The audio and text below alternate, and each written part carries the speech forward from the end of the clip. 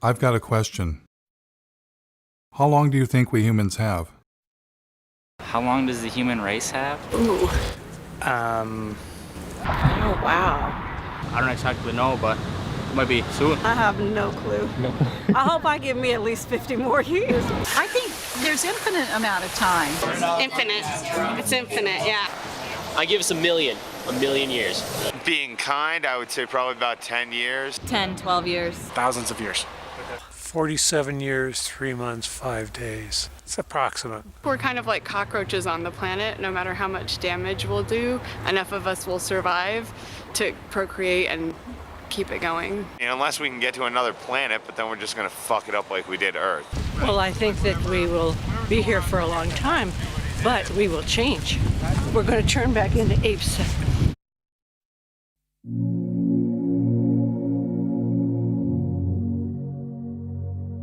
Have you ever wondered what would happen if a single species took over an entire planet?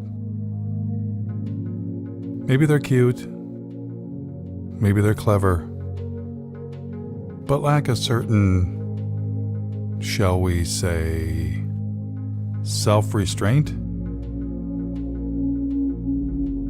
What if they go too far? What if they go way, way, way, way, way too far? How would they know when it's their time to go?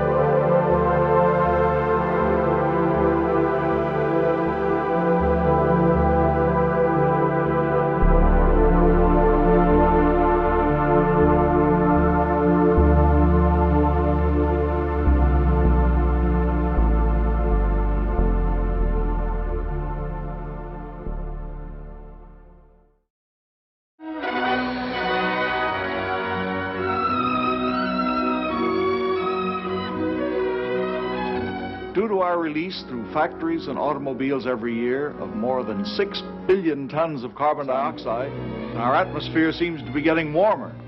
This is bad? Well, it's been calculated a few degrees rise in the Earth's temperature would melt the polar ice caps. And if this happens, an inland sea would fill a good portion of the Mississippi Valley. For in weather, we're not only dealing with forces of a far greater variety than even the atomic physicist encounters, but with life itself. That was 1958. We've known about the dangers of climate change for 6 decades. Back then, there was so much air pollution that would actually block out the sun. There was so much water pollution, rivers caught on fire. Forget throwing plastic bottles into the water. We tossed our cars in there.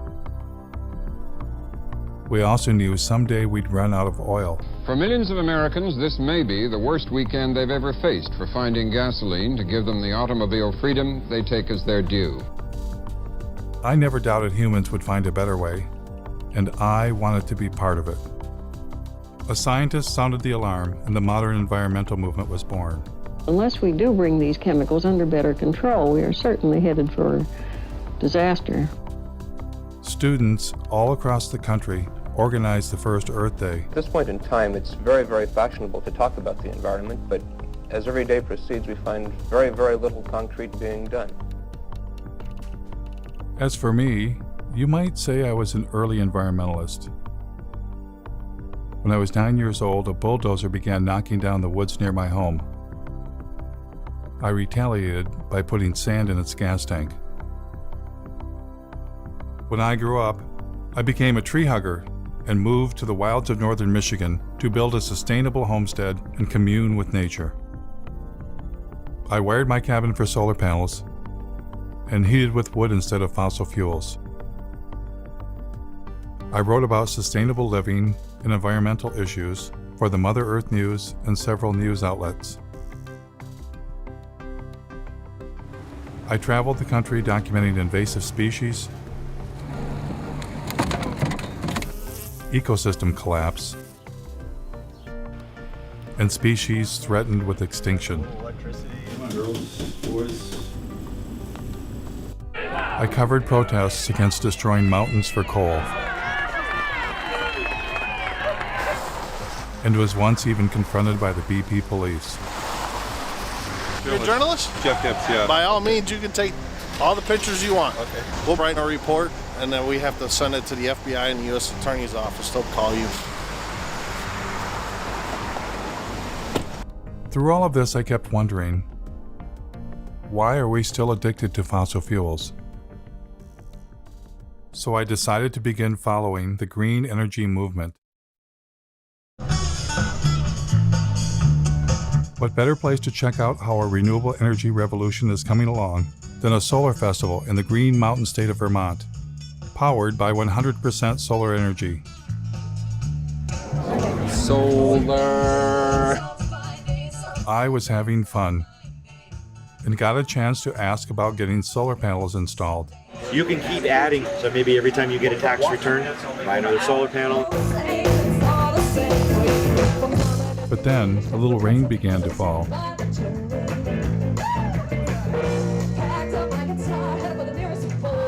My cameraman noticed some commotion behind the stage. What you guys set up here? Our biodiesel generators in case we lose the power. Oh, so the festivals run off solar energy primarily? Primarily. We do need to bring some of this stuff in just because we want to make sure we have enough power to not kill our fancy toys that we have lighting the stage. But the biofuel generator wasn't enough, so they wound up plugging into the electrical grid that we all use. The other inverter operating, it's actually pulling power in from the grid, charging the batteries. It's running backwards from the way we originally intended to do it, but... That was disappointing. But after all, it had been raining. Maybe next time things would go better.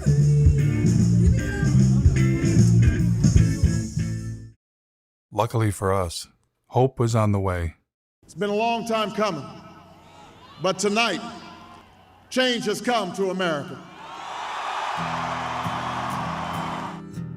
Green activists across the country cheered when newly elected President Barack Obama rolled out $1 trillion stimulus package with nearly $100 billion for green energy. Green was finally ramping up, and everyone wanted to be part of it. President Obama brought in environmental activist Van Jones from the Apollo Alliance with shovel-ready projects. They've got to put up tens of thousands of wind farms. They've got to put up millions of solar panels. Former Vice President Al Gore, who had a few years earlier released an Oscar-winning film, shared his ideas with the president.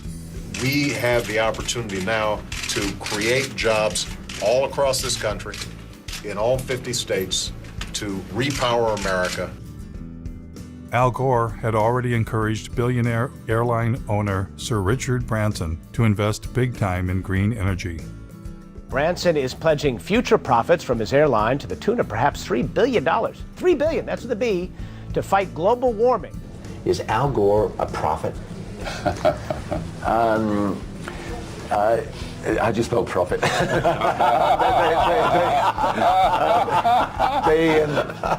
Investors came forward. Investor Vinod Khosla, known as the father of the clean tech revolution, has poured over $1 billion of his own money into some 50 energy startups. Major banks were eager to get involved.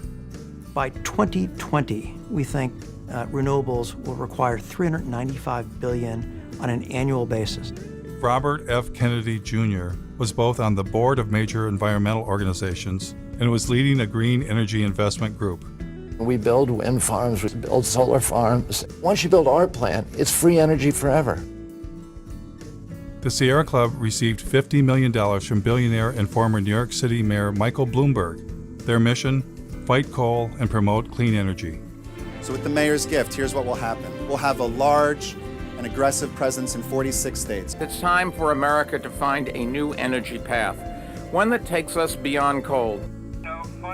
And then Bill McKibben, one of the nation's leading environmentalists and author of a breakthrough book called The End of Nature, formed an organization called 350.org with the mission of igniting a global climate movement. Can I show off my necktie for a minute? Because they made it for me yesterday. It's got that 350 on it because it's the most important number in the world. Things were looking up, and the green energy revolution was underway. Michigan had been hit hard by the Great Recession, and hundreds of millions of dollars in green stimulus money was arriving. Now, to do their part for the new green economy, General Motors introduced a new line of electric vehicles. When the Chevy Volt was ready for release, I attended their press conference. So these electric vehicles are ready for public consumption, and we're ready with the infrastructure, with the rates, with the communications. I am extremely grateful to be here today, and in fact, this is a chance for me to say thank you more formally. The Chevy Volt is upstairs. We'll be able to take a look at it. We've got about 1,000 photos. Yeah. Is it plugged?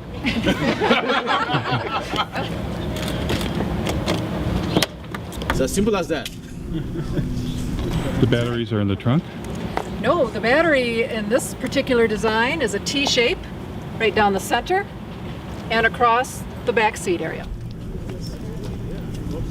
Because everybody thought we killed the electric vehicle. No, we didn't. It's alive and well. So what's charging the batteries right now? What's the source of Well, electricity? here, it's coming from the building. I mean, is it, what's our mix of power? Oh, actually, Lansing feeds the building. What's that? Lansing feeds power to the building. So I don't know. They're, I bet you they're a bit of coal. Well, they're heavy on natural gas, aren't they? right now the car's charging off of your grid? Right. It would be charging off our grid, which is about 95% coal. How long do you think it'll be before there's a solar and wind powered grid? Oh, golly. To suggest that all of the power used for these cars will be generated from wind and solar in the very near future would not be correct. In fact, we're talking about charging these up at night, so there won't be any solar at that time. So we're down to wind, and very often at night the wind does fall off. So I don't think coal is bad. The what? A big battle. Mountain top removal. Oh, yeah. Yeah. It's got lovely BTUs. It's got lovely Very energy dense, value. Yeah. How do you burn it more cleanly? I mean, do you see natural gas getting bashed? we will be delivering power based on natural gas very shortly. And even with that mix, we intend to use biofuels if we can. You got any support? The environmental groups are extremely supportive. We did install the state's largest solar array at my company, the Board of Water and Light. It's just down the street from here, a few miles, if you want to take a look at it. What outfit are you with? New World Media. We're doing a segment on the renewable energy. Oh, excuse me, I gotta go for a second, but thanks.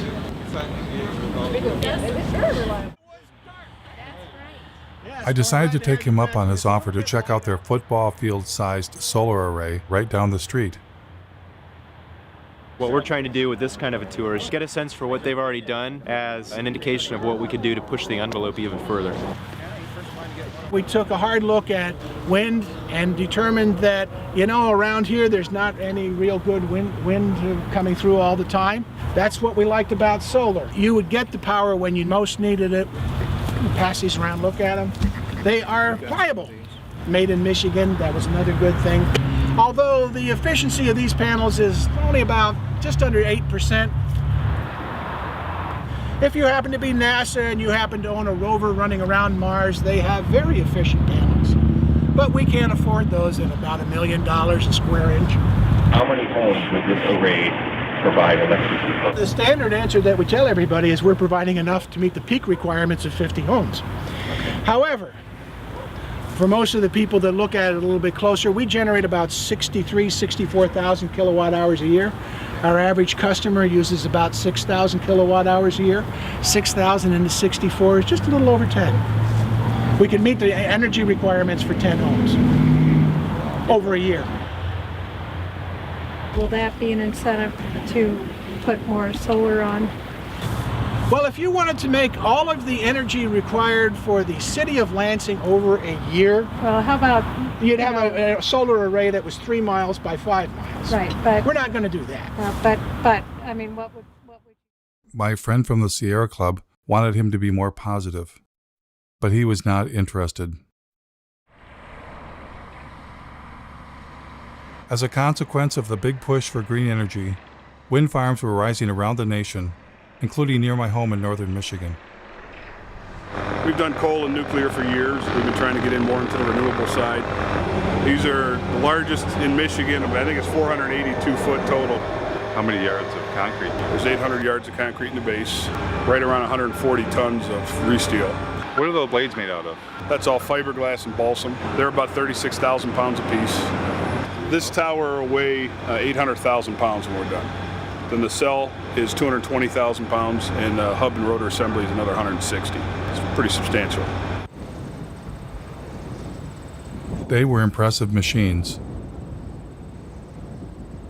But is it possible for machines made by industrial civilization to save us from industrial civilization?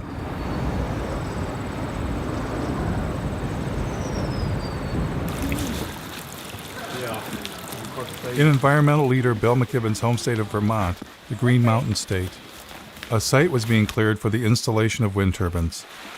A group of citizens was concerned about how the construction might affect the mountains they love. I joined them for a tour. It's going to be 21 turbines. 21. Yeah. On this in this project. Yeah. The estimate was maybe there would be 3 full-time jobs. If the goal is to try to make Vermont the leader in climate change, I appreciate looking to the sky in the hopes that we can do that. But more importantly, I'm personally looking at the ground thinking this is not the kind of legacy I'd want to leave to my kids. When I was a kid, we'd go hiking in these woods. We would be able to drink from the waters down the hill here, and now you have to question that. And how long are these towers supposed to last? 20-something years. 20. I know, it's just... Oh, wait a minute, you're kidding me. It's a nanosecond. 20 years? Oh, it's a nanosecond in the time of energy.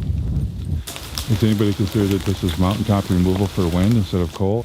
Yeah, and we've even had people say if you can do mountaintop removal in Kentucky and West Virginia for coal, then it's about time that the rest of the country shared in the mountaintop removal too. Hello. I think they're going to tell us to move in. The thing is you've got to have a fossil fuel power plant backing it up and idling 100% of the time.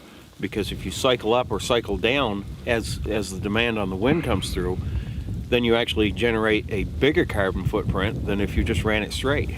Do you ever go to things where they just go, well, that's not true, it doesn't matter, we're going to have the smart grid?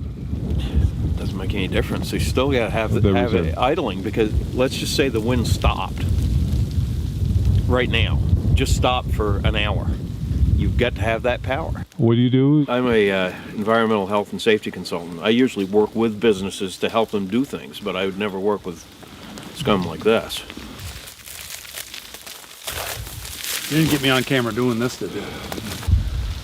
Not being judgmental or trying to play God, but we've got to deal with population growth and sustainable resources.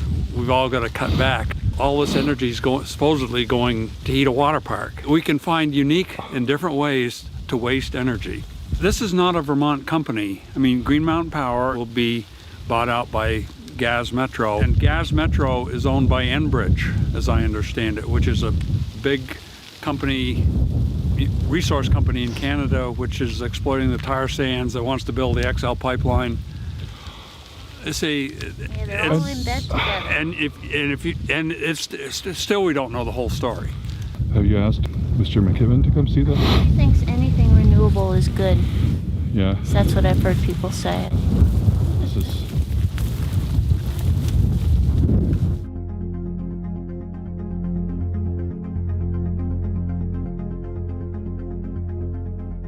I'm in a strange position. I'm against our addiction to fossil fuels and have long been a fan of green energy. But everywhere I encountered green energy, it wasn't what it seemed. This is like a perpetual energy battery. And where do you get the hydrogen from? The hydrogen, hydrogen is sourced from any hydrocarbon material. So you can get it from natural gas, you can get it from any petroleum or oil-based product material. I read about a zoo that was said to be powered by elephant manure. But it turned out the elephants didn't even produce enough manure to heat the elephant barn. That we don't even really make enough, and what we have elephant-wise, to even do that. We would need a lot more. More elephants. Yep, more elephants, more manure. Ethanol plants also seem to have a secret ingredient. This is the most productive farmland in the world, and we're not that far west of the biggest coal mines in the world as well. So bring the two together and get an ethanol plant. Great. So ethanol was reliant on two things: a giant fossil fuel-based industrial agricultural system to produce corn, and even more fossil fuels in the form of coal. All of this in the attempt to replace fossil fuels? It was enough to make my head explode. I was getting the uneasy feeling that green energy was not going to save us. And I wasn't the only one. I've counted something like 25 different alternative energy options. So surely among all of those, there are enough sources of energy to keep us living basically the way we are in perpetuity. That's not the reality. We currently we're getting, in some cases, no energy from these potential options. Richard York of the University of Oregon published a study in the journal Nature in which he posed the question, do non-fossil energy sources actually replace fossil fuels? Well, we implicitly assume often the substitute pushes out the thing you want it to substitute for. What you find is nations that add non-fossil energy sources do not seem to see a particular suppression of fossil fuel use. That's pretty mind-blowing. We've got billions of dollars being spent, and green energy is not even replacing fossil fuels. They don't even know that that's a question. Yes.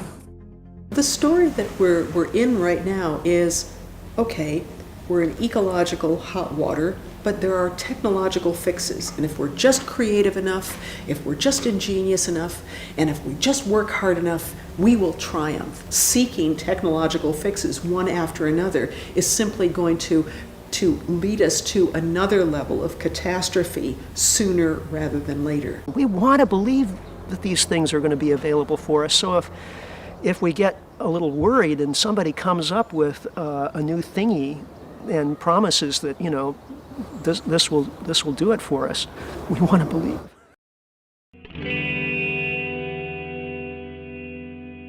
Because we're a little worried. Are we desperate to accept any idea that sounds alternative or green?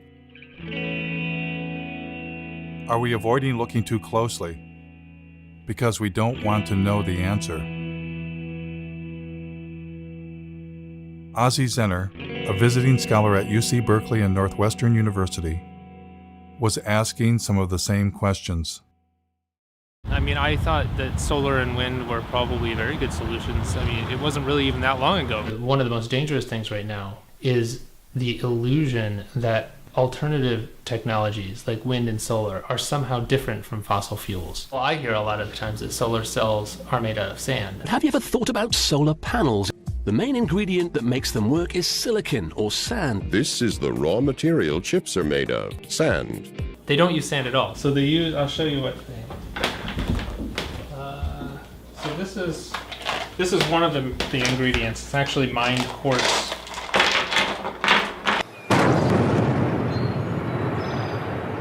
Spruce Pine, North Carolina, regarded as the finest source of high-purity quartz in the world for semiconductor, solar, and communication applications. But you can't use sand because sand has too many impurities. So you start with a very high-quality quartz and a very high-quality coal. And then you put those two together into an arc furnace and you melt them. The quartz is then melted with coal in a large furnace at temperatures of up to 1,800 degrees. So you need more coal to do that. So I get another coal out. So that's when we melt these together, we get silicon metal and carbon dioxide. And the carbon dioxide just goes off and you got rid of the carbon, you're left with silicon metal. This is not clean coal. Not clean coal. Ozzie Zenner said it was an illusion that renewables were replacing coal or any fossil fuel. Environmental groups continued telling a different story. We've already seen more than 25% of the U.S. coal fleet has already either retired or is on a schedule to retire. Coal plants were closing, but Ozzie explained that well-meaning people were being misled. NV Energy is now going to go ahead and shut down the plant and go with renewable. One of the largest solar plants, and that's going to happen right behind me. Since you can't replace a coal plant with solar, they're actually replacing the coal plant with 2 natural gas plants. And natural gas is a fossil fuel. This is the Las Vegas Cogen natural gas plant. This is one of the facilities that's replacing the coal plant that's being shut down. This is the Sun Peak generating facility. This is the second natural gas plant that was used to replace the coal plant. And you hear the same story in Iowa. Instead of using energy generated by coal-fired power plants, the solar farm will now avoid about 2.1 million pounds of carbon pollution. But then they're building a larger natural gas plant. This is a 650 megawatt natural gas plant. That's 4 times more megawatts than the coal plant over there that it's replacing. And they're doing the same thing in North Carolina, which was the subject of that Years of Living Dangerously series. Duke Energy operates a coal plant right outside of Asheville that is the biggest source of climate pollution in western North Carolina. And we are working to retire that plant and replace it with clean energy. But what they don't tell you is that we're also building a larger natural gas facility. So we'll be retiring a 2-unit, 376 megawatt coal plant. We'll invest $750 million to build a state-of-the-art natural gas plant. When Michael Brune stands up and talks about clean energy, he's using solar cells and wind turbines. This is the new world, 100% clean energy. When Michael Bloomberg stands up and says cleaner energy, he's talking about natural gas. Create cleaner energy, solar, wind, and natural gas. In fact, the Sierra Club's Beyond Coal campaign actually coincides with one of the largest expansions of fossil fuel production that we've ever pulled off, most of that being natural gas. Ozzie's assertion that renewables were not replacing fossil fuels, if true, would upend all of our assumptions about green energy and what was going to save us. What would happen if I asked the same question to industry insiders? Like, where do solar panels come from? Well, you have to start with a mine. Or, what's stopping us from running the world on 100% solar and wind? Well, intermittency is one of the major challenges with grid stability. The sun's everywhere except when it's not there. There's a lot of developers that were flocking to California wanting to connect their solar farms and wind farms. The utilities would turn to me and my team to help them look at what the impact to their grid would be. When we add solar cells or wind turbines to a grid, do we get to shut off a coal plant? That's certainly the goal. The problem is, or the difference is that renewables are intermittent. All of a sudden a cloud cover could come over and your solar generation could drastically decrease. And if you don't have something else there to meet whatever the load is at that moment, then you're going to have power outages. So we don't get to turn a fossil fuel power plant off when the sun is shining or the wind is blowing? Well, it's not that easy. We need to be able to back up that power to keep the system steady all the time so it doesn't collapse. Most likely that's through fast-acting gas plants, but also what we call the baseload plants, either nuclear or coal, that are on all the time, but that maybe can be dialed down during the day and dialed up when demand starts rising. Does it affect the efficiency to turn fossil fuel power plants on and off? Oh yeah, they don't like to be dialed up and down. It does make, that's wear and tear for them.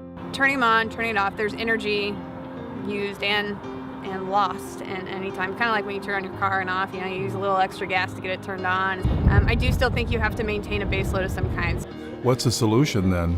You need energy storage. Without storage, you can't count on it. If you can store the energy that's created off of things that are intermittent, like solar and wind, you can store that, then you're reducing your need for a baseload. But would adding storage like batteries increase the carbon footprint? Yeah, absolutely. In a big way, actually. And as more energy storage gets on the grid, it has a mass scale implication. When I looked up how much battery storage there is, it was less than 0.1% of what's needed. In a couple years, they begin to degrade and need to be replaced a few years later.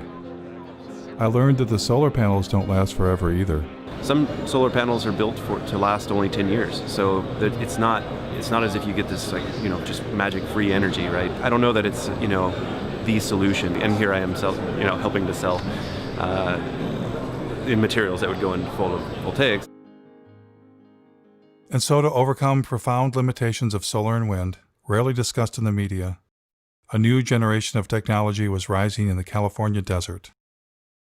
What is this? What we're using is a field of mirrors to focus sunlight onto a tower. The power plant itself, at 377 megawatts, will be the largest of its kind in the world. This will become the biggest solar plant in the world. There's some people that look out in the desert and they see miles and miles of emptiness. I see miles and miles of a gold mine. But this next generation had a fossil fuel secret too. This solar facility burns natural gas pretty much every morning in order to get started up. How long do they have to burn it for? Hours usually. This is the incoming natural gas for the facility. This plant would work about as well without natural gas as I would without coffee in the morning. Or maybe how you would be without food. Without food, yeah.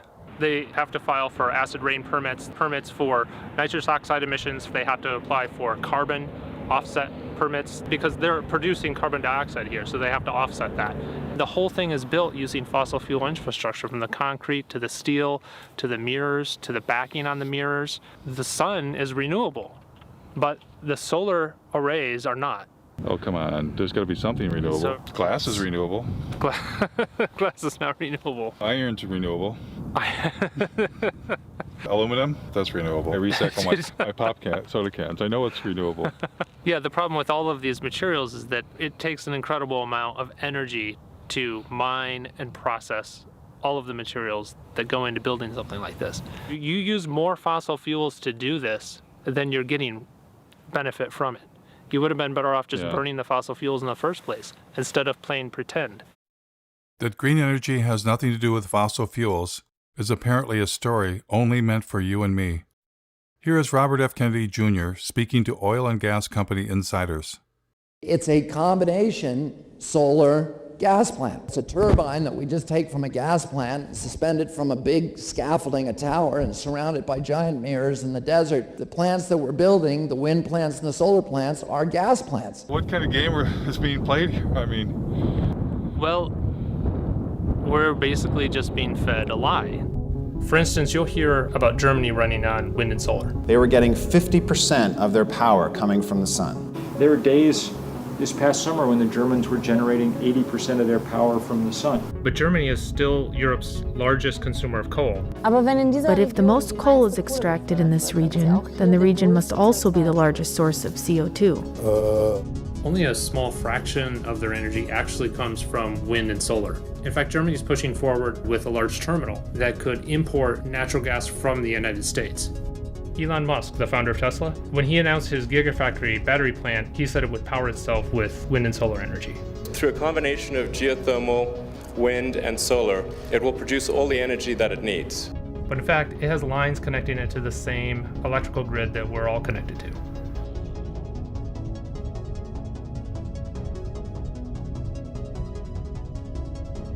Electric cars, wind turbines, and solar panels use rare earth metals. And in fact, the rare earth mine is right up the street from here. In mining these deep deposits, about 90% of what they pull up out of the ground contains uranium, thorium, and low level of other radionuclides. Radioactive waste that has to be disposed of somehow. They kind of turn into a paste and spread it over the desert floor. Well, that's good for the desert, right? Yeah, the desert loves that. Tesla's electric cars are built with aluminum, which uses 8 times more energy to manufacture than steel. They use lithium, which also rely on toxic mining. And even more graphite, which is one of the rarest forms of carbon. In fact, the investors wanted to open several new graphite mines after Tesla announced the Gigafactory. Apple claims to be 100% renewable. We never stop thinking about what's best for the planet. We now run Apple on 100% renewable energy. All of our facilities worldwide. And they did chop down a forest to put up solar panels near their North Carolina plant. But they didn't disconnect from the grid, and they can't. Duke says energy-hungry companies like Apple can never go entirely off the grid. They're still hooked up to our grid. Despite all of the claims, I haven't found a single entity anywhere in the world that's running on 100% solar and wind alone. It turns out, you don't just need fossil fuels to run a place like Ivanpah. You need the devil himself. Or in this case, themselves. All of the mirrors that you see there are built by the Koch brothers, Guardian Glass Industry, a company that they control. Koch Carbon creates a lot of the inputs that are used to create the cement and the concrete and the steel. And not only that, they build the plants that builds polysilicon for solar cells. They have actually their own solar line called Solar Molex. From every step of the process, the Koch brothers are there. But they're the evil doers. Yeah, the funny part is that when you criticize solar plants like this, you're accused of working for the Koch brothers. That's the idiocy in all of this. This absolutely cannot extend civilization's life. This relies on the most toxic and industrial processes that we've ever created.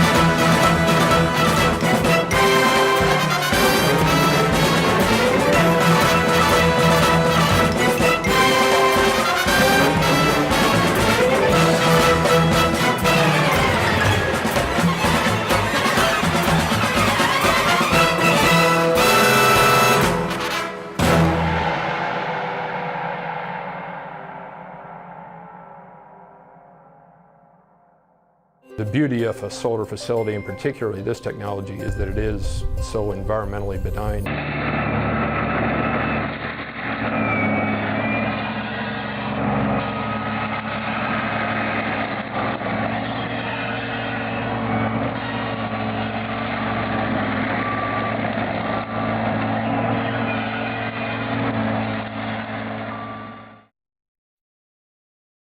I too had once thought deserts could be sacrifice zones. I was wrong. Deserts are not dead. They are in fact full of ancient life.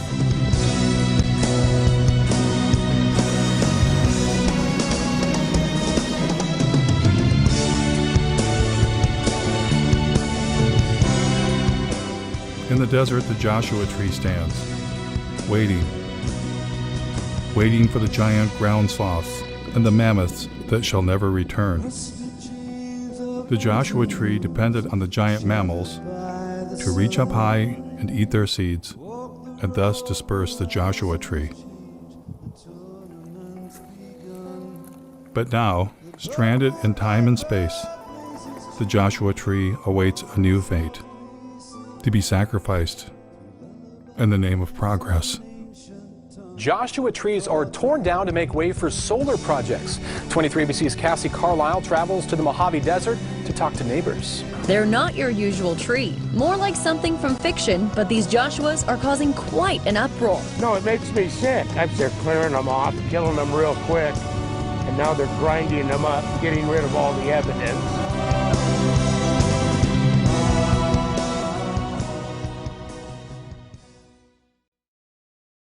Not far from Ivanpah Solar, Daggett, California was home to several generations of solar arrays, including some of the first on the planet.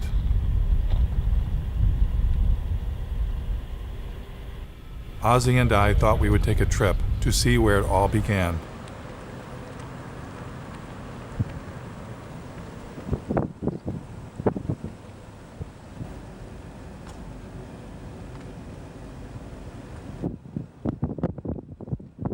One of the sunniest places in the planet, really.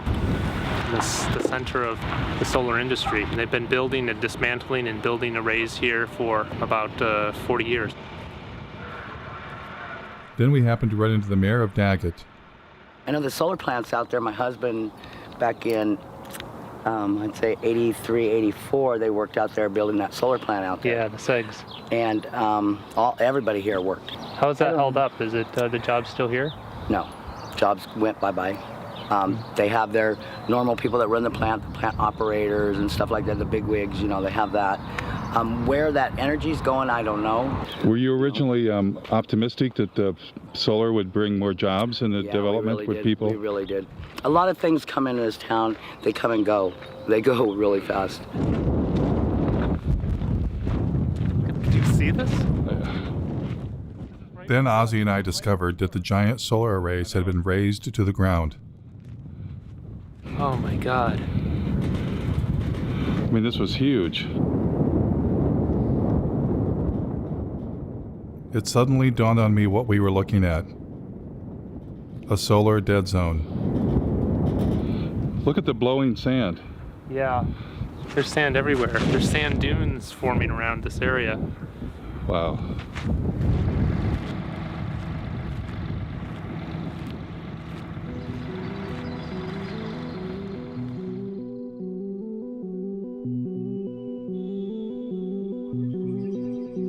So after all the mining, the fossil fuels, the toxins, the environmental destruction, here's what happens next. Only a few years after it was built, things at Ivanpah began to fall apart. Broken mirrors littered the desert.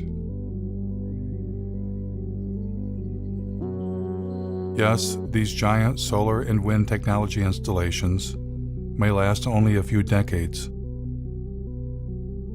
then tear it down and start all over again. If there's enough planet left.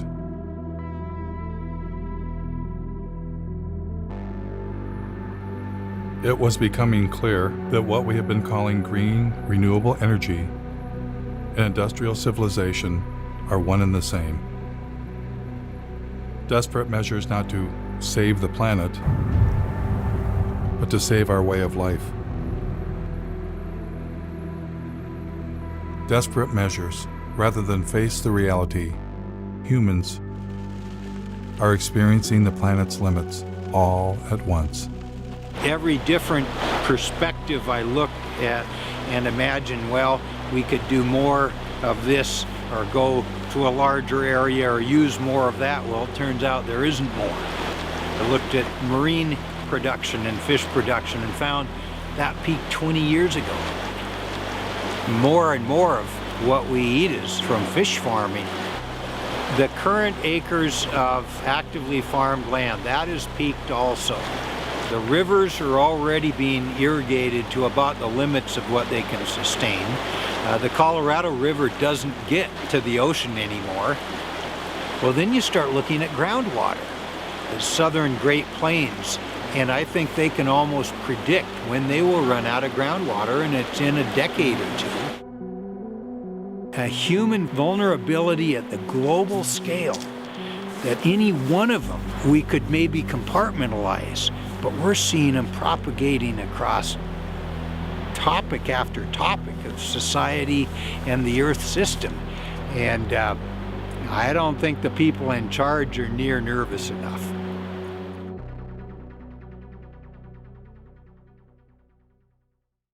Though each of them takes climate change seriously, every expert I talked to wanted to bring my attention to the same underlying problem. There are too many human beings using too much, too fast. As a global community, we really have got to start dealing with the issue of population. Population growth continues to be not the elephant, the herd of elephants in the room. Can a single species that's come to dominate an entire planet be smart enough to voluntarily limit its own presence? Is there any precedence for that in nature? Wow. We have to have our abilities to consume reined in, because we're not good at reining them in if there are seemingly unrestrained resources. Species hit the population wall a lot and then they crash. I mean, that's a common story in biology. If that happens to us, in a way, it's the natural order of things. And I don't think we're going to find a way out of this one. I don't. As a scientist, what leads you to that conclusion? Well, because right now, a large percentage of that number is supported by industrial agriculture, which is heavily subsidized by oil, and it's not sustainable. And and there's no going back. Without seeing some sort of major die-off in population, there's no turning back. What's the thing that nobody ever asked you that you want to... Nobody's ever asked me if I'm scared. Yeah. And I am. I actually am scared. I lose sleep over all of this.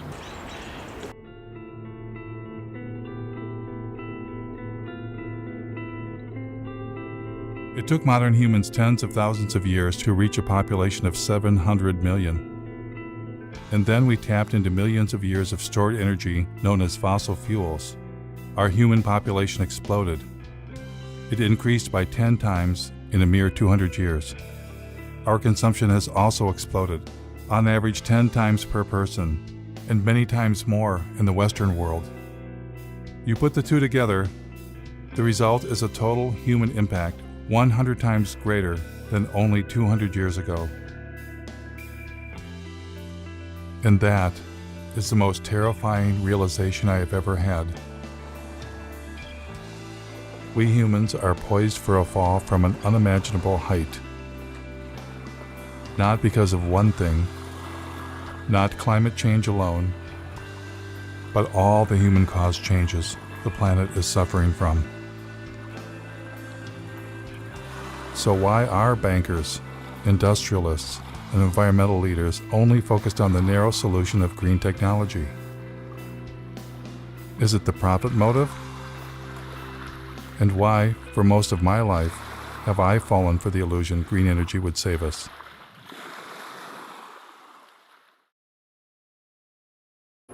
Clearly, to answer this question, I needed professional help. Keep my stuff, but that ever. No. I'd never heard. I'll just be honest with you about my dilemma. You can be my, clinical, social, psycho.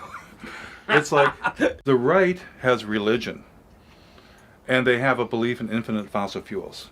Our side says, oh, it's going to be okay. We're going to have solar panels. We're going to have wind towers.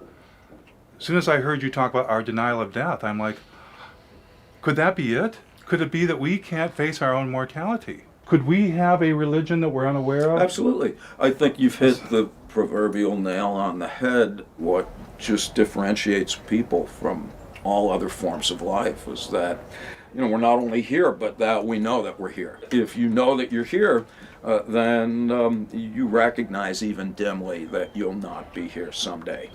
And on top of that, we don't like that we're animals. So we don't like that we're going to die someday. And we don't like that you could walk outside and get hit by a fucking meteor. What human beings did back in yesteryear is to envelop ourselves in culturally constructed belief systems. You know, call them cultures, call them worldviews, schemes of things, whatever you call them, every human community has them. Every culture has an account of the origin of the universe. Every culture has a prescription for how you're supposed to behave while you're here. And every culture offers its denizens hope of immortality, either literally or symbolically. Then the question is, well, what happens when you bump into people who don't share those beliefs? Whether you know it or not, whether you like it or not, that's undermining the confidence with which you subscribe to your own views and exposing you to the very anxiety that those beliefs were constructed to eradicate in the first place. If we're to make progress, whatever that word means, or even to persist as a form of life, we're going to need to radically overhaul our basic conception of who and what we are and what it is that we value. Because the people that you referred to earlier, both on the left and the right, that think we're going to be able to discover more oil or solar panel ourselves into the future, where life will look pretty much like it does now, you know, only cleaner and better. Either with more oil or greener Correct. or both. I think that's just frankly delusional. What I'm hearing is that if I haven't come to grips with my own anxiety about death and life and presented with a reminder of that, yeah, I'm highly likely to make some tragic decisions for the community. Yes. The only solution in principle is, you know, as Albert Camus put it, he said there's only one liberty: to come to terms with death. Thereafter, anything is possible. I find that downright inspiring. As for our environmental leaders who dwelled in comfortable illusions, how tragic of decisions were they capable of making? I was about to find out.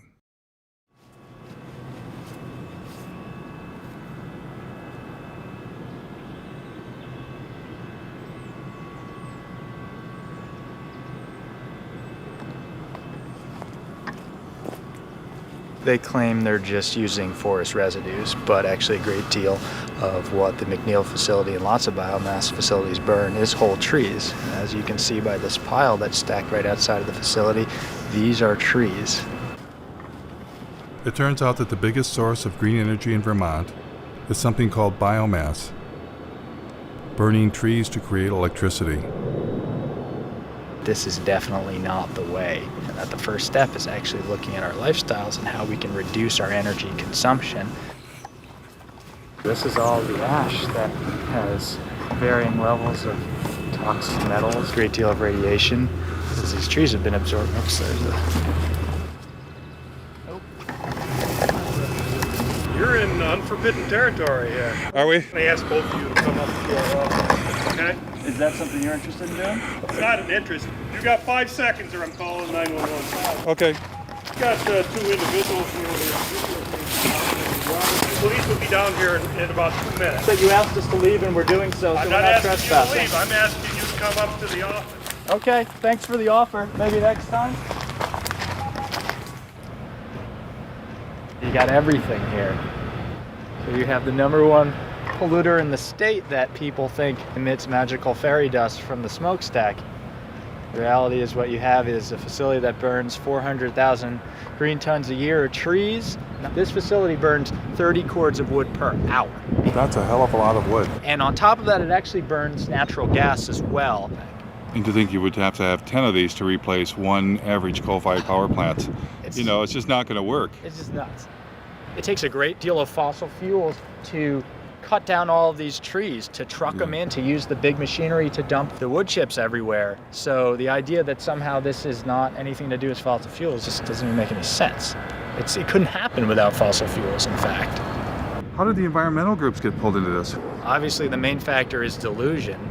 A lot of these environmental groups have been saying that all we have to do is, for instance, switch our fossil fuel economy over to a few solar panels and windmills, and we can continue living life, as normal. Some of the environmental groups have been for years touting facilities like this, saying that, number one, it's carbon neutral, that this will actually help us fend off climate change because there are no CO2 emissions. It actually emits over 400,000 tons per year of carbon dioxide. Oh, but once we cut them, they'll grow back. They'll grow back over a period of decades to centuries. But if we cut every tree in the United States, it would be able to power the country for a year, and then what happens when, the trees are gone?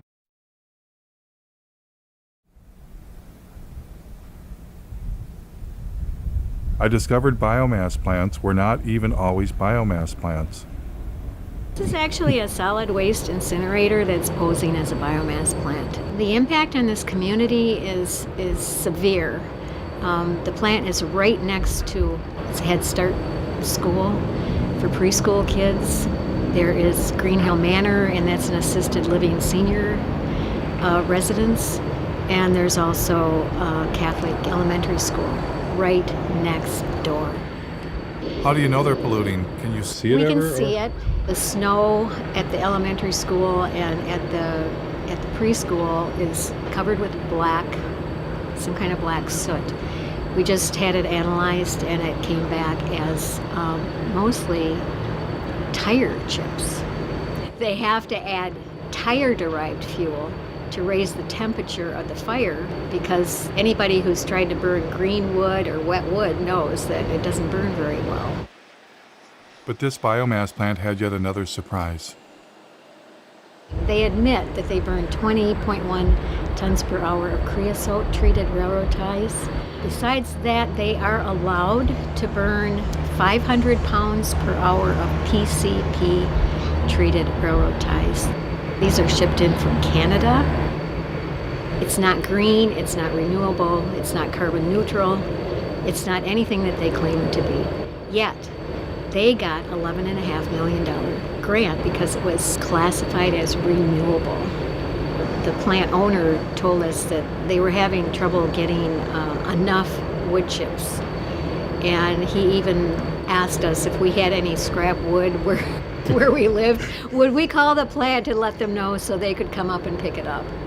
We're not talking about some old industrial site. We're next to one of the most beautiful places in the world. We are next to Lake Superior. This is Keweenaw Bay. This is actually L'Anse Bay. It's part of Keweenaw Bay.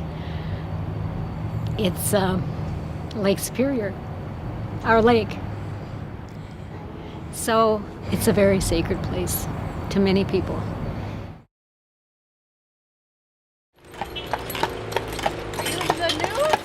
No, there's supposed to be a climate change rally.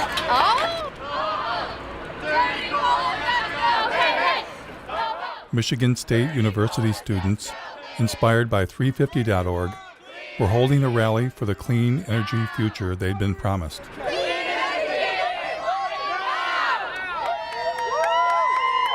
Imagine when I found out that it is the largest on-campus coal plant in the nation. The goal is to get the whole world moving beyond fossil fuels.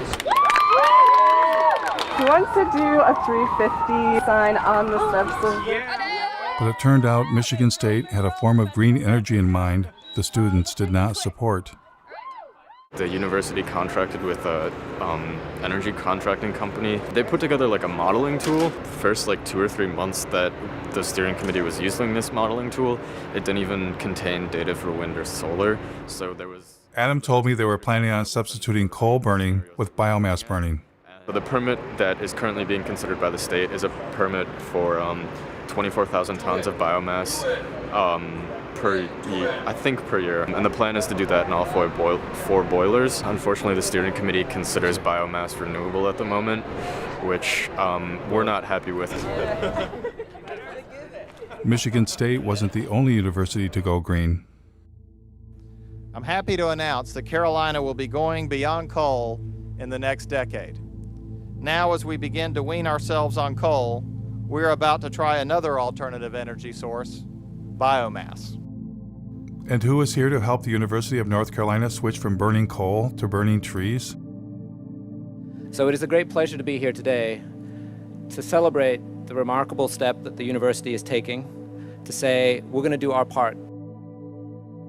A remarkable step indeed. We're to do our part by getting out of bed with coal companies and into bed with logging companies?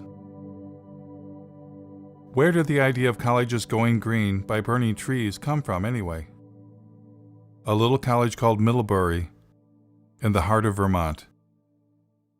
Welcome to the celebration of the opening of Middlebury's new biomass gasification system. It's now my great pleasure to introduce this afternoon's speaker, Bill McKibben. What powers a learning community? And as of this afternoon, the easy answer to that is wood chips. It's incredibly beautiful to stand over there and see that big bunker full of wood chips. You can put any kind of wood in, oak, willow, whatever you want. Pretty much anything that burns, we can toss in there if we can chip it down to the right size. And there are very few similar cases any place in this country of that kind of change over that scale. But it shows it could happen anywhere, and it should happen anywhere. In fact, it must happen everywhere. It must happen everywhere. And now it's time for a nature break, enjoying our sustainably managed Michigan forests. If you walk through here and you look, there's virtually nothing growing. A little bit of grass occasionally. And it seemed that biomass plants indeed were suddenly everywhere. Like this one in Cadillac, Michigan. In Detroit, an incinerator that burned garbage was considered green. The Detroit incinerator is known to emit horrible smells and pollutants that neighbors say make them feel sick and put their health at risk. It's a stink. It's a horrendous stink. A proposed biofuel plant for the Upper Peninsula of Michigan would consume trees from tens of thousands of square miles.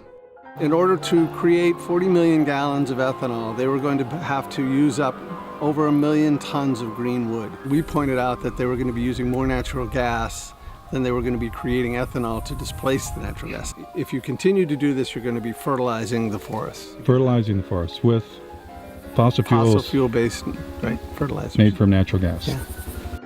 Then came a ballot proposal backed by Bill McKibben and nearly every major environmental group, requiring Michigan to get 25% of its electricity from renewable sources by the year 2025. This year, Michigan voters have a choice. Keep burning dirty coal and oil, or move Michigan to clean, renewable energy like wind and solar. Vote yes on Proposal 3.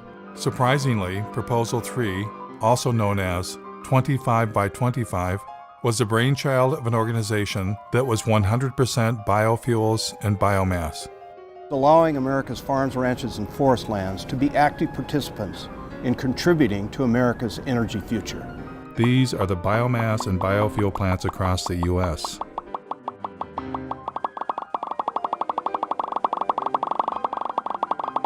How did this happen? And it wasn't just the USA, it was all around the world.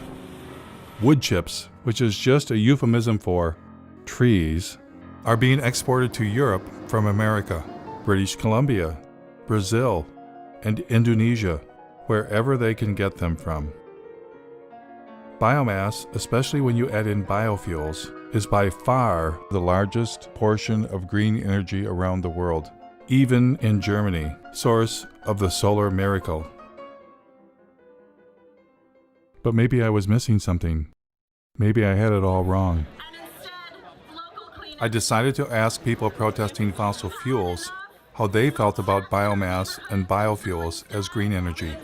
Did you say we don't need to do biofuels, food, and forest for energy? No, definitely not. Of course not. Of course not. Burning biomass, any kind of combustion is something we just need to move away from. The more trees we have, the better. A lot of that didn't grow overnight. If we cut it down, we don't know the impact of that. You're here as an oak tree, fight a chainsaw, that wouldn't be saving the planet. No, it's a painful way to go. I can tell you that right now. It'd take you a while to regrow. Yeah. It wouldn't be me, it would be like an offspring, you know? With so many people doing it on such a massive scale, all of a sudden at once, like, that's pretty serious. No, I think we should not be burning trees. No. Why would we cut down trees? We shouldn't replace one terrible way of getting energy with another terrible way of getting energy. Exactly. Because it's one thing. Clearly, most citizens are opposed to biomass and biofuels. But what about environmental leaders? At times, they have promoted biomass, but other times, they sound like they are against biomass. Like this Sierra Club policy, we are deeply concerned about the implications of wood to energy for native forests. Or this statement signed on by 75 environmental groups, burning forests for energy will destroy one of our best defenses against climate change. But then again, their language leaves loopholes that enable biomass. The NRDC says you must use the right types of biomass. The Dogwood Alliance says maybe small biomass plants are okay. And the Sierra Club flat out states biomass can be sustainable. Which side are they really on? I thought for sure with the camera rolling, environmental leaders would speak for the trees.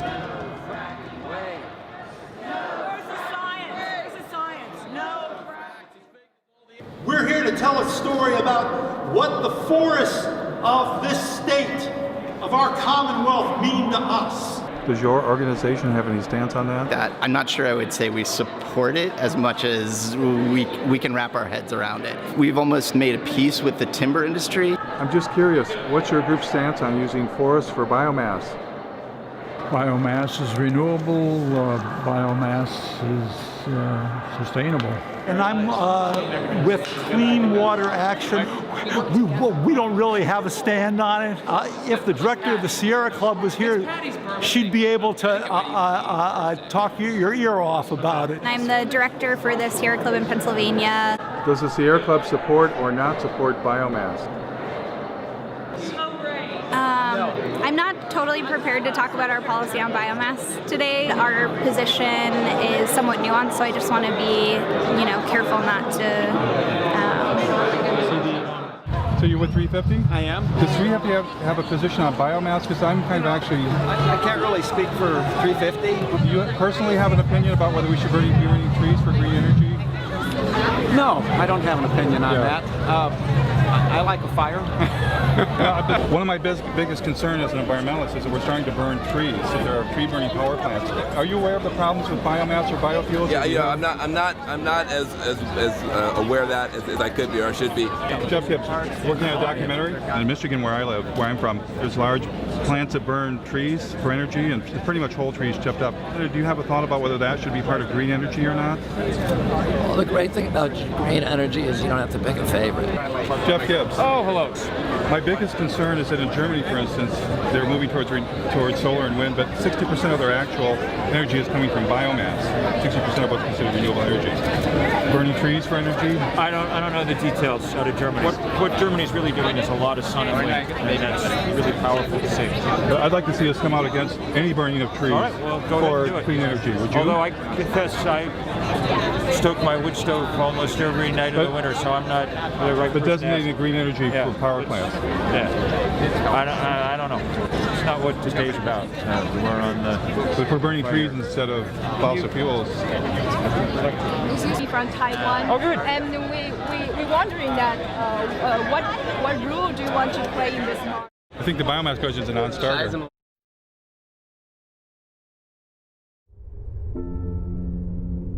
I found only one environmental leader willing to reject biomass and biofuels. So we are talking of the old oil economy trying to maintain itself now through another raw material, the green planet. The only reason corn and soya is being planted for biofuel in this country is the subsidies make it profitable. I think the big crisis of our times is our minds have been manipulated to give power to illusions. We shifted to measuring growth, not in terms of how life is enriched, but in terms of how life is destroyed. Her honesty was refreshing. But as for the rest of them, I wondered, what are they hiding? And why are they hiding it? Is it their ignorance? Or is it something else? What if they themselves had become misguided? What if they've made some kind of deal they shouldn't have made and are leading us all off the cliff?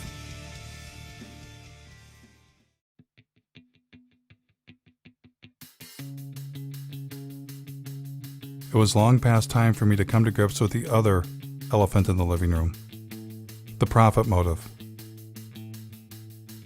The only reason we've been force-fed the story climate change plus renewables equals worse saved is because billionaires, bankers, and corporations profit from it.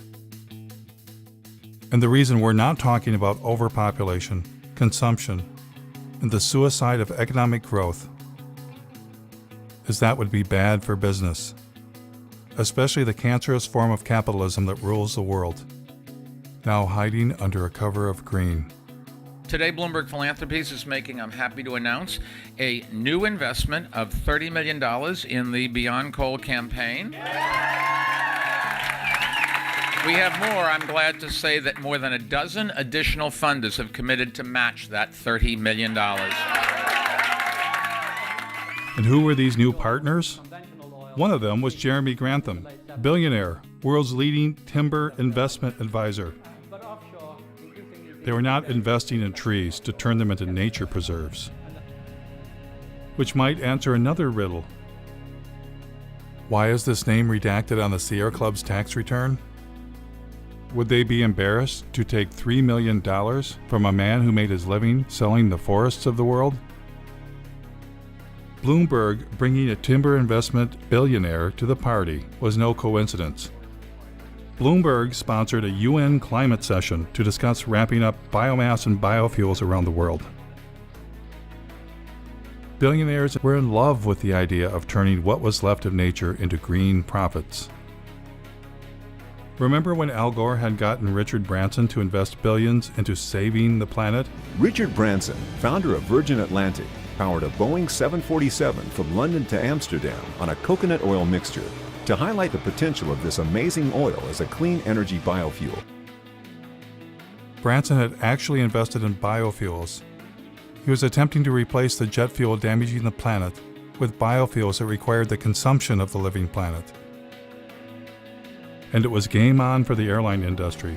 Dozens of researchers from all over the Northwest gathered in Missoula the past 2 days to explore the idea of converting the region's massive reserves of wood into jet fuel, especially with the demand for aircraft fuel expected to grow by 1 billion gallons in the Northwest alone. United Airlines will buy a $30 million stake in biofuel company Fulcrum Bioenergy. The airline used 3.9 billion gallons of fuel last year.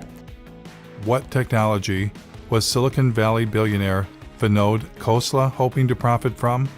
Nature takes 1 million years to produce our crude oil.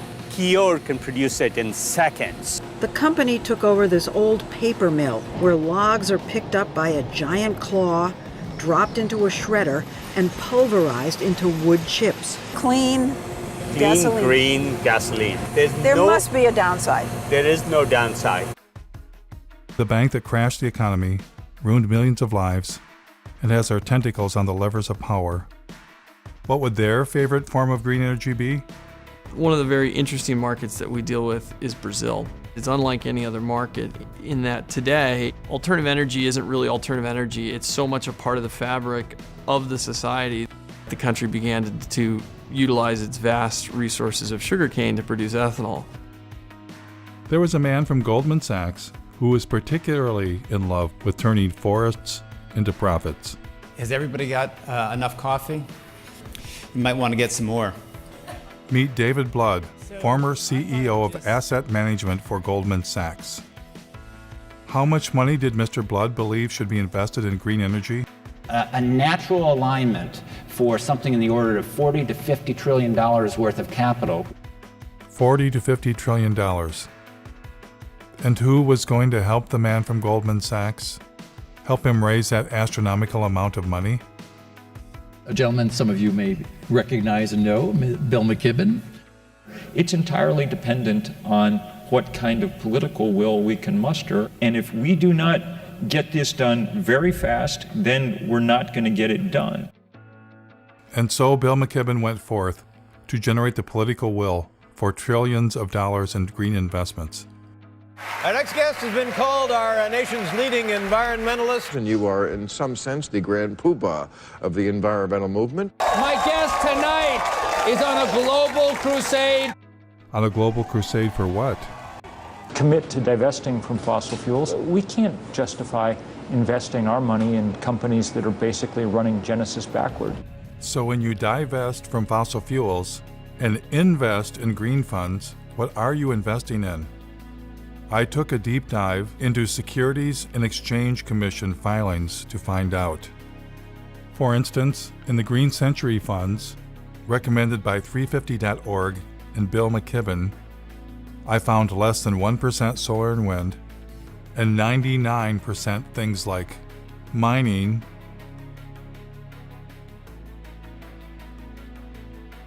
oil and gas infrastructure companies, including a tar sands exploiter, McDonald's, one of the companies driving meat consumption across the planet, Archer Daniels Midland, one of the world's largest producers of biofuel, Coca-Cola, the largest creator of plastic pollution on Earth, logging and paper companies, including one that brags about biomass burning, and banks. Lots of banks, including BlackRock, the largest financer of deforestation on Earth. The business that they're engaged in is actually destroying our life support system. The Sierra Club also partners with a green fund called Aspiration. Aspiration also includes dozens of companies profiting from the destruction of the planet, including Chevron, ExxonMobil, Chesapeake Energy.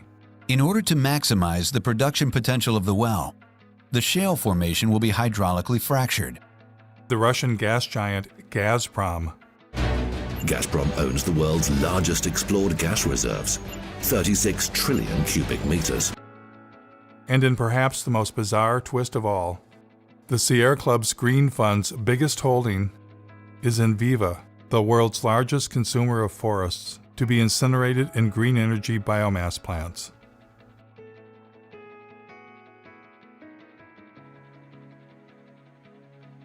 Of course, one investment option is a green fund run by Bill McKibben's buddy David Blood. And who was the chairman of this fund? Someone familiar. Use capitalism that gives incentives for people to do their best. Al Gore and David Blood partnered to form a company called Blood and Gore. No, scratch that. Generation Investment Management. And within this fund, Blood and Gore designated a special investment category, targeting $650 million of biomass and biofuels. Funny thing was, they partnered before Al Gore's film came out.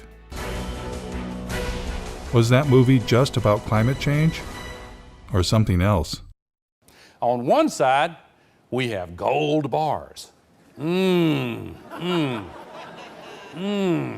they look good? I'd just like to have some of those gold bars. On the other side of the scales, the entire planet. If we do the right thing, then we're going to create a lot of wealth. And when it came time for Al Gore to choose between the entire planet and getting him some of them gold bars, what choice did he make? Here's Al Gore earning his keep by pretending to care about the rainforest while lobbying Congress on behalf of the sugarcane ethanol industry. Any comment on the Brazilian effort here with the issue of the possibility of expanding into that Amazon River basin with further deforestation to produce more ethanol out of sugarcane is a worry, and apparently you're not as concerned about that. No, I am. I simply forgot. What's been going on there is really very troubling. Nós somos humanos que apenas querem sobreviver. And with your permission, I'll show you a very quick example of it over a period of 25 years. The invasion of sugarcane monocultures in the region clashes with the indigenous people's right to land. These are images of a last-ditch attempt by the Guarani Kaiowá to resist eviction. Important to note that the exploitation of the sugarcane growing areas in Brazil does not have to inevitably have the knock-on consequence of causing destruction in the Amazon. Sugarcane fields are burning. They're set alight before the harvest to eliminate the leaves and tops of the plant, which makes cutting more efficient. Environmentalists blame the seemingly endless sugarcane fields for air and water pollution on an epic scale. And along with deforestation, the threat it poses to the environment is becoming clear. Once the indigenous families were expelled, the landowners set their homes on fire.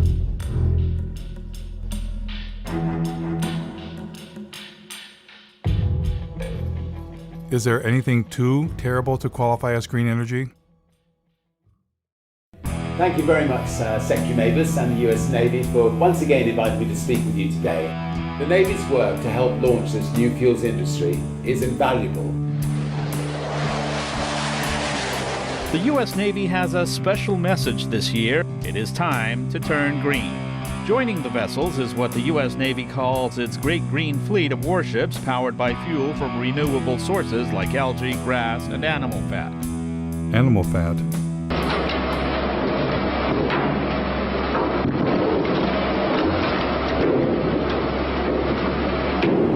The next time you fill up at your neighborhood gas station, you might find yourself pumping a little alligator into your tank. That's right, UL Lafayette researchers have developed alligator fat into a renewable source for biofuels. And once we run through the animals, what's next? GE, who brings you nuclear energy and wind turbines, is ready with a plan. I believe that liquid fuels, chemicals are eventually going to have to be made from sustainable raw materials. We believe that seaweed is one of the most attractive opportunities.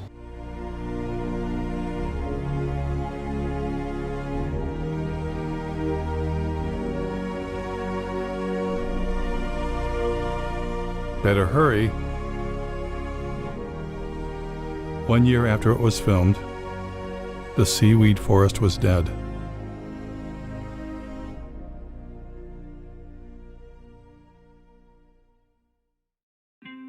You might ask yourself, how could men destroy what remains of nature to enrich themselves? Well, that's why they're billionaires, and you're not. The takeover of the environmental movement by capitalism is now complete. Environmentalists are no longer resisting those with the profit motive, but collaborating with them. The Nature Conservancy is now the Logging Conservancy. We will capture the most important pieces biologically, and there will be another large block sold to timber investment groups. The Union of Concerned Scientists has become the Union of Concerned Salesmen, having taken millions not for science, but to create markets for electric cars. The Sierra Club sells electric cars and solar panels right from their website. The best thing about Sungevity is that they make it easy for you. All that you have to do is to say yes. The New York Times partners with ExxonMobil to bring you the good news about biofuels. Algae-derived fuel could help us meet growing demand. Treehugger.com, which claims to be the largest single source of environmental news, was founded and funded by Georgia Pacific, a logging company. In fact, they are neighbors. Georgia Pacific is owned by our friends the Koch brothers, who are likely the largest recipient of green energy biomass subsidies in the United States.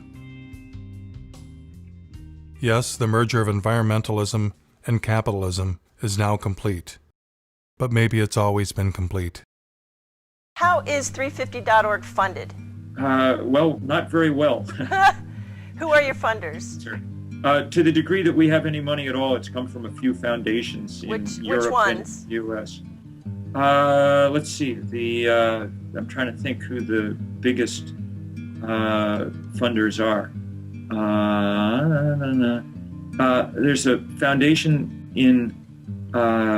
based in Sweden called, I think it's called the Rasmussen Foundation, that I think has been the biggest funder. So you don't get money from Pew or Rockefeller or any of those big... No, we did. Rockefeller Brothers Fund gave us some money right when we were starting out. That's been useful too. But they no longer fund you? I don't know. I don't have a sort of really funder sitting in front of me. That's usually something that people know. Rockefeller's been one of our is a great ally in this fight. You just sold your TV network to Al Jazeera. Right. And that government is basically nothing but an oil producer. Gas mainly and oil. Your take on that, about $100 million pre-tax from a country that bases its wealth on fossil fuels. Isn't there a bit of hypocrisy in that? Well, I get the criticism. I just disagree with it. I'm proud of the transaction. You couldn't find for your business a more sustainable choice. What is not sustainable about it? Because it is backed by fossil fuel money. I get it. I get it. And so, if you got yourself an environmental movement and environmental leaders, why not buy the holy day itself? Happy Earth Day!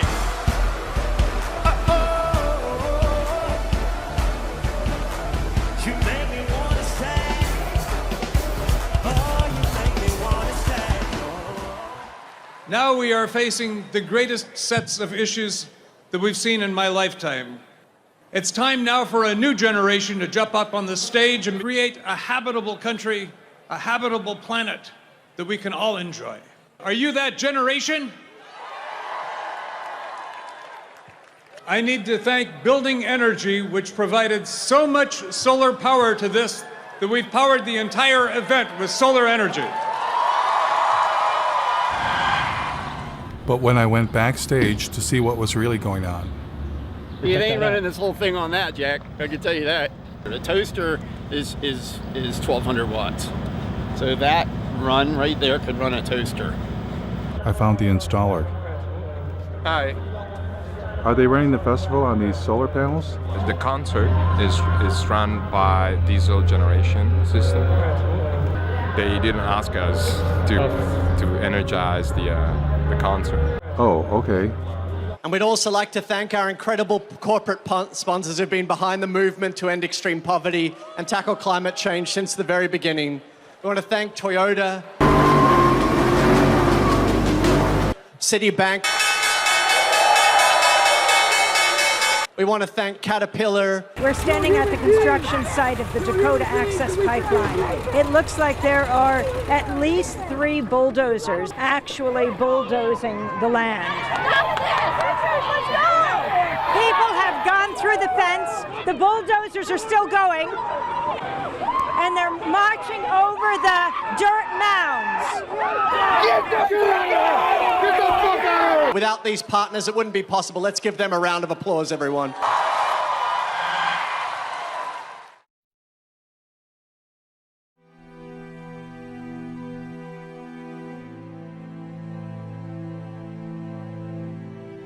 Now, I know this all might seem overwhelming.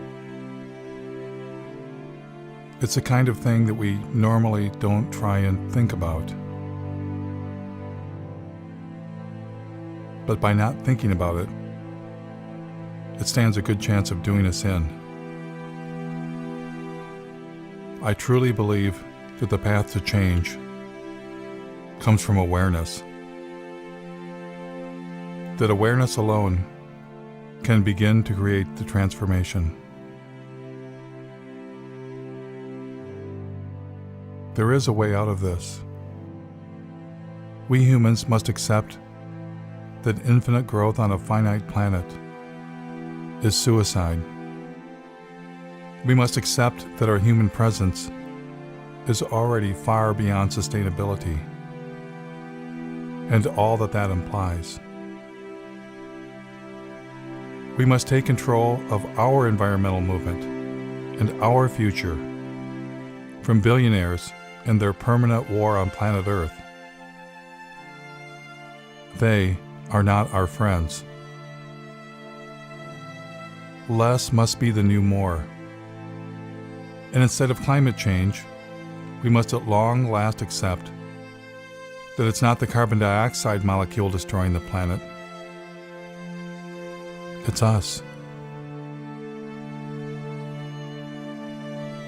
It's not one thing, but everything we humans are doing. A human-caused apocalypse. If we get ourselves under control, all things are possible. And if we don't,